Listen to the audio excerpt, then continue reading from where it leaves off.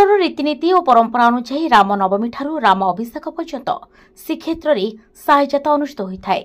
एक क्रम अनुसार चैत्र मास शुक्ल पक्ष द्वादशी तिथि श्रीमंदिर परंपरा अनुसार बनवास नीति संपन्न होइछि। बुधवार श्रीमंदिर में महाप्रभु सौंदधूप बढ़िबा परे दक्षिणेकर श्रीरामचंद्र श्री लक्ष्मण और मां सीता प्रतिमूर्ति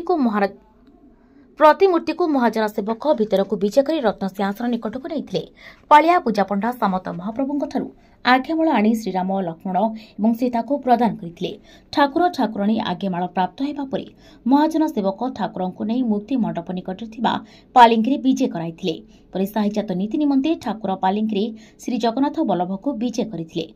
ठाकुर माने जगन्नाथ बल्लभ परिसर में पहुंचा पर ठाकुर को मठर घट सिजपुर को विजय करा। तोटा दुआरी जाका बड़ू महापात्र जाका पांधा जाका रास महांती जाका आदि जाका मानक पक्षर विभिन्न प्रकार मेढ़ नाका असुर विभिन्न प्रकार समरकला आदि बाहरी विलंबित रात्रि पर्यंत यह साहिजात प्रदर्शन करा।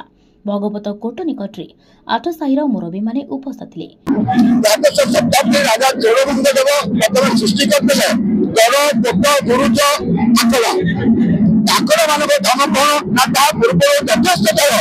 श्रीमंदिर जगन्नाथ महाप्रभु आक्रमण होती आक्रमण प्रत्याक्रमण पर रीतिनीति गठन हुए सृष्टि हुए आकड़ा आकड़ा धामल महाप्रभु यात्रा जाति यात्रा जहाँ बाहर मध्य क्यों आकड़ा कौ प्रकार भाव तार नीतिमाला समन्वय रक्षा कर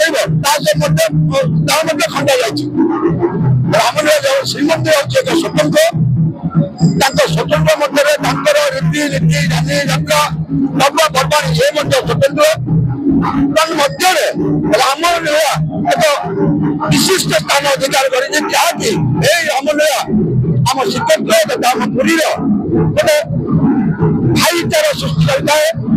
साहिजात मैंने आम साइर आम बयस्क साई मान मध्य भाईचारा आम बंधु बांधव डाकी था बंधु बांधव आम समस्त आसी साहिजात को बहुत आनंद सहित उपयोग करते।